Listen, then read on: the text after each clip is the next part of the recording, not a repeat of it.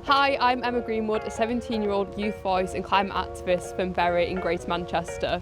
I'm part of the Youth Strike for Climate network, and I've been striking since around February 2019, so you may have seen us on the street sometimes, but unfortunately due to the pandemic we haven't been able to do that in a while. However, I've been doing a lot of stuff online with Fridays for Future Digital, which is a digital form of activism where we aim to try and educate people on climate change. I'm also the current Youth MP for Bury, which means I basically try and get youth voice in both the local council and nationally. So in 2019 I got to speak in Parliament and sit on the green benches that you might have seen on the TV, which was absolutely incredible.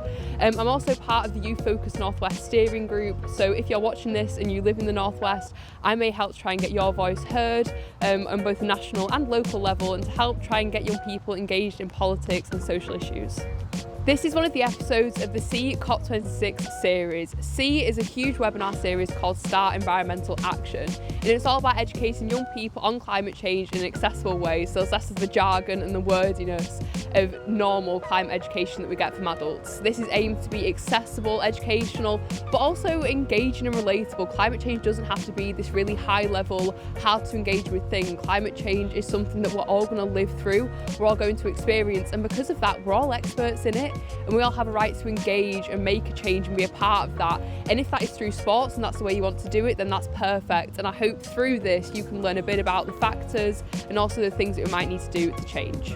So the big question is, what is COP26? You've been hearing it on the news, you've probably been hearing about it a bit in school, but what is it? COP26 stands for Conference of Parties, and this is the 26th one. It basically means that representatives from all of the nations across the globe come together to try and figure out how we can best solve and prevent the climate crisis. This can be really confusing, and it often is, and it's confusing for me, and I kind of get involved in it for a living. But it's just overall a good opportunity for decision makers to come together and work internationally, because no one nation can solve the climate crisis. And so COP26 gives us the opportunity to network internationally to try and solve it. And your voice of young people deserves to be there too. Just because you may not have a degree or you may not fully understand what you're doing doesn't mean that you can't play a role in helping to avert the climate crisis. So we're going to start off with a bit of an icebreaker quiz, which is just some general knowledge facts about sports and climate change to see how the two can relate. So if you grab a whiteboard or a piece of paper and write down your answers, we can see who can get the most right. Some of these facts might surprise you. So the first question is, by 2050, how many English Football League grounds are expected to be unusable due to flooding? A, 1 in 6, B, 1 in 4, or C, 1 in 2? Make sure to write down your answer and see which one you think it is. The answer is B, 1 in 4. So this means that there could be major changes to both the Football League, where we can play sports, and also the football teams that can practice and play accessibly. So this could limit opportunities greatly, and I know for a lot of people playing football, this could come as quite a surprise. The second question is, of the 19 countries that have hosted the Winter Olympics, how many do scientists predict will be able to host them by 2050? A, 10 venues, B, 16 venues, or C, 11? So the answer is A, just 10 venues will be able to host the Winter Olympics out of the 19 that have previously hosted them. Climate crisis probably poses the biggest risk to winter sports, purely because obviously you need snow for them to take part in, and because of the increasing global temperatures, the ice keeps melting, less snow, less winter sports. This also means that the number of countries able to participate in winter sports may reduce greatly, so things like snowboarding or skiing may not be able to take place in the future. So the third question is, has FIFA joined the UN Climate Action Plan to make sports carbon neutral by 2050? Now, making sports carbon neutral basically means that sports don't give out more CO2 than they take in. So this could be anything from reducing the plastic that football clubs use to making the materials that football stadiums are made out of carbon neutral so that they don't have an impact on the planet. So have they joined it or have they not? Yes, FIFA have joined the carbon neutral football league target by 2050. They've been doing lots already, especially certain countries within Europe. A lot of it has been reducing single-use plastic that football clubs use. A good example of this is the Forest Green Rovers, which is a football club within the UK and is actually the greenest football club in the world. So if you want a good example of what your football team could become to help the environment, make sure to go and check them out. So the next question is, has the International Cricket Council joined the UN plan to make sports carbon neutral by 2050? A, yes, or B, no? Yes, the International Cricket Council have joined the UN plan to make sports carbon neutral by 2050. In fact, cricket is probably one of the most impacted sports at the moment, purely because it takes place in countries like India and Australia, where temperatures can reach as much as 50 degrees Celsius, which is not a healthy temperature for sports people to be playing at, which means that they've had to put a lot of contingencies in place, such as heat limits, where competitions can no longer take place due to the really high temperatures, to ensure that sports people are kept safe. The next question is, what are some dangers of athletes performing in high heat environments? So A, they could get nervous system problems and overall health impacts. B, some sports people might just prefer the cold. C, some people might just get too much of a tan. The answer is A. Extreme heat can lead to a lot of nervous system problems as well as just overall health impacts. So this can be things like increased stress on the heart, muscle spasms, and it can also mean that some kind of sports people who aren't used to performing in high heat environments may have their performance impacted, which could make things less equal. The next question is, what tennis tournaments have implemented heat rules to ensure that players are protected? A, the Australian Open and Wimbledon Championships. B, the Wimbledon Championships and US Open. Or C, the US and Australian Open. The answer is C. The US and Australian Open have implemented heat rules, especially Australia, seeing as a few years ago a cricketer actually collapsed on the pitch from the excessive heat. So if you're into tennis and you wanted Wimbledon to implement a heat rule, that could be a great way of taking out climate action to ensure that both UK players and players from abroad are protected if the UK heat does get too much. So the next question is, where were the 2021 Olympics held? A, Bangladesh. B, Tokyo. Or C, New York.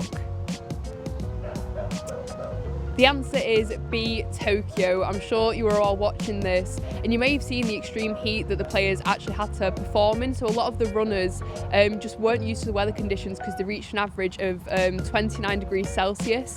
And for a lot of people, this meant that their performance was impacted and could have meant they missed out from a gold medal. The next question, if you're listening, is what was the average temperature at the Tokyo 2021 Olympics? A, 32 degrees Celsius, B, 29 degrees Celsius, or C, 18 degrees Celsius? The answer is B, 29 degrees Celsius. And if you've done any running or sports in general, you can imagine how hard that was for a lot of people to perform in, especially in outdoor events. This meant that the Tokyo Olympics had to put a lot of different things in place. So a good example of this was putting air conditioning into the arena for the runners. But as you can imagine, this came with a really, really high environmental impact because of all the fuel they had to use to cool the arena. So overall, Tokyo was definitely not a carbon neutral event because they had a big environmental impact. But this is something that if you're interested in, you could start designing stuff for and think of ways that we could solve these problems that even if we do solve the climate crisis, we're probably going to have in the longer term. So if we've seen the extreme heat in Tokyo made things very difficult, but this isn't a new problem. I myself as a runner know how difficult it can be to run in heat, and a lot of past Olympics have had the same problems where athletes, it just hasn't been healthy for them to perform in this heat. So the next question is, what have Olympics in the past done to help marathon runners in the extreme heat? Have they A, installed giant freezers for runners to run through? Have they B, painted the road with reflective materials and paints? Or C, have they given the audience giant water cannons to fire at the runners? B, countries have actually painted the road where the marathon runners run with reflective paint.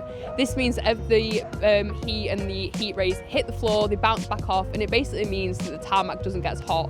If you've ever run along a long country road when it's black tarmac and it's sunny, you know how hot it can get. So this basically just helps to create a cooler environment which makes it safer for the marathon runners, can prevent less health impacts, and also makes it easier for them and can make it more fair for people who aren't used to training in higher heat climates.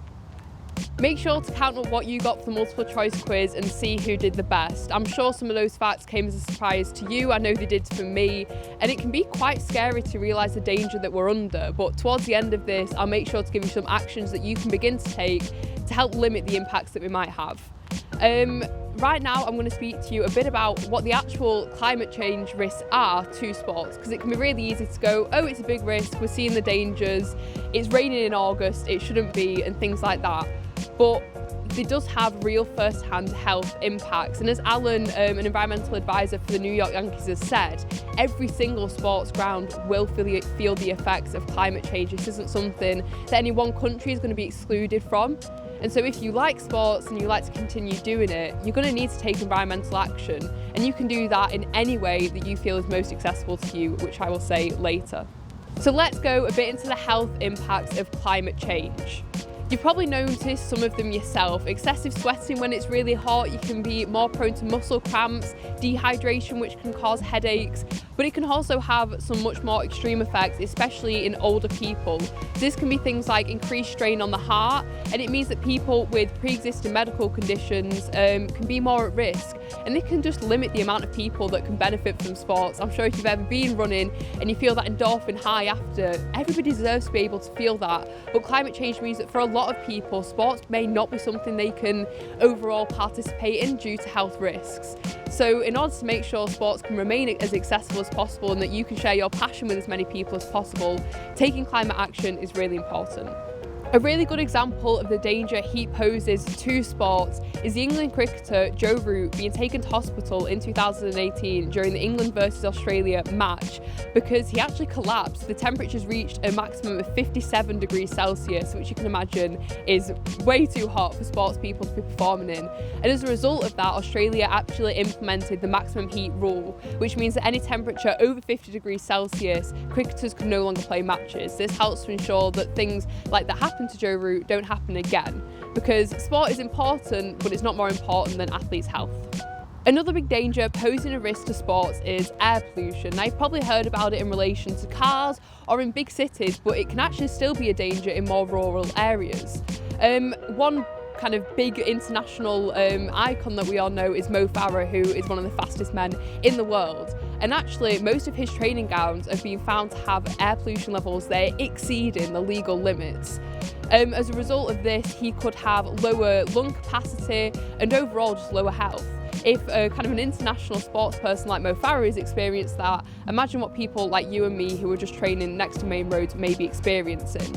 Studies have found that children's lung capacity could be reduced by up to 15% from training in areas with high levels of air pollution. So you may be scared by some of these facts and statistics, and you may be going, well, what can I do to help limit these dangers? And that's completely normal, and it's okay to be scared. But the one thing to know is that you do have the power to change things and make sure that your health, as well as the health of future generations, is protected. Someone that's starting to do this is Hannah Mills, who is an Olympic sailing champion. She started something called the Big Plastic Pledge, which is where you can decide to do things to help reduce the environmental impact of your sporting club.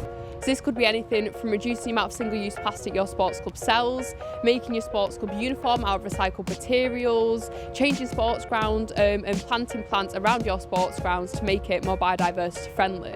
And you can go to the Big Plastic Pledge website to make your pledge now. Even if you aren't part of a sports club, your PE teachers within your school can be a great way to do this. You could go on PE litter picks within school, or you could even integrate exploring biodiversity and nature within your PE lessons. Nature can have loads of benefits for mental health, so just one 5-minute walk a day outside at the start of your PE lesson could really help improve students' mental health. So make sure to go and open up that conversation with your PE teachers and see what you can do.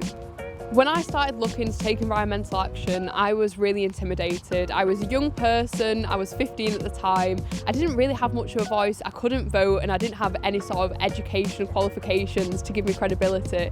So I felt hopeless and I didn't know what I could do. Over time, I overcame this intimidation by realising that my voice had power just because I was a young person, living in a world where climate change was something I was growing to go up with. And you can do this too. Just because you don't have a qualification or don't know that much doesn't mean you can't take climate action. One good way to do this can be by breaking it down. It doesn't need to be this big overwhelming problem, and you don't need to do everything. The little things that you can do when multiplied by thousands can make a huge difference. So if you start off by identifying the problem that you want to solve, whether this could be that my club uses too much single-use plastic, or there's too high a level of air pollution around my sports club. If you notice the issue, this is a really big first step in realising what you can do to fix it. Another thing that you can do is get a piece of paper and do a big mind map with lots of colour about what you could be doing to solve the issue. So this could be anything like planting more plants to improve the air quality around my sports, or looking for sustainable reusable alternatives to the plastic that my club uses. Write them all down, go big, even if it doesn't exist, just brainstorm. If it might not exist yet, you could be one of the people to make it. And then for the next step, just have a look at what one you think is most achievable. Some of them can be big and grand, but maybe they aren't the best for you at the moment. That could be something you do in the future. In the meantime, just find the thing that you think is most accessible and easiest to achieve in the short term. So this could just be speaking to the catering company at your sports club and going, could we have some vegan and vegetarian options? Something like that can make a huge difference. Or within your PE lessons, it could be making sure that the PE staff don't buy too much equipment and maybe reuse stuff for longer or fix stuff that may be broken. These things, even though they seem small and it can be really easy to feel like you aren't doing anything or it's not having a big enough impact, it really is. And all of these small actions and just that conscious change you're making to realise that there is an issue and that you have an ability and the opportunity to fix it in itself is a huge first step, and you should be really, really proud. A really good way to get some more climate change education into your life is through your social media feed. If you follow some amazing people, which I can give to you now, you may just get some random tips and tricks popping into your feed. An amazing club that I mentioned before is Forest Green Rovers, which is the greenest football club in the world. They work with Ecotricity to figure out how they can make sports both green and sporty at the same time. If you follow them, they have some really good ideas about what you could be doing. Another amazing sports person is Will Gadd, who is a world-class ice climber. Now, as you can imagine, it can be really difficult to get ice samples from really hard-to-reach areas. So not only does he use his social media platforms to promote climate action and educate people on climate change, but he also helps scientists reach some of the most hard-to-reach areas to get carbon data from the ice, which can help climate scientists do predictions of what climate change could look like in the future and what it was like in the past. Another amazing person to check out is Lewis Pugh, who is a long-distance swimmer. As you can imagine, swimmers are extremely at risk from water pollution, especially with open water swimming. Lewis continues to use his platform to raise awareness around plastic pollution in the ocean and has swum across the Antarctic before to raise awareness to ice caps melting. Gretchen Blayler is a world-class snowboarder, and she has been a huge part in helping champion to protect winter sports from climate change. If you're interested in snowboarding or winter sports in general and want to know how you can take action, make sure to give her a follow, because she has some amazing connections to organisations that are taking action, and your local club could be the next one. Lauri Markkanen is a US basketball player who has pledged to stop eating red meat.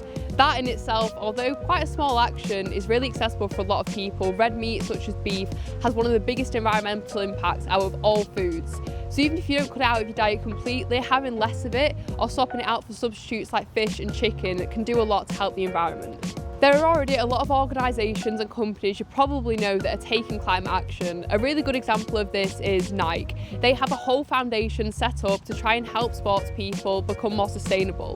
And they're beginning to make a lot of their trainers and clothing out of recycled plastic. So you could help by purchasing these products instead of your usual trainers that are made out of recycled materials. But you could also go onto the Nike website and see what you can do. They have a lot of amazing networks to sports people who are taking action, which could give you some inspiration. But you can also support the work that Nike are doing, and they have some great kits that you can give to your local sports group to see what you can be doing. So thank you very much for watching this episode. I hope it's given you a bit of information and a bit of knowledge about the risks that climate change poses to sports, and that it scares you a little bit, because this is something that can be scary and that we are going to live with. But I also hope that some of the actions you can begin to take can empower you and make you realise that you have the power to be the change you want to see, and that what we're faced with isn't a crisis that we can't help avert. So make sure to go out there and take action. If you give Youth Focus Northwest a follow on our social media pages, we're always posting about opportunities for young people. So if you're between the ages of 11 to 18 and want to take action, you definitely can. Make sure to stay tuned for some more episodes of the S.E.A COP26 project, and to follow some of the people that I've shouted out today, because your education does not have to end here.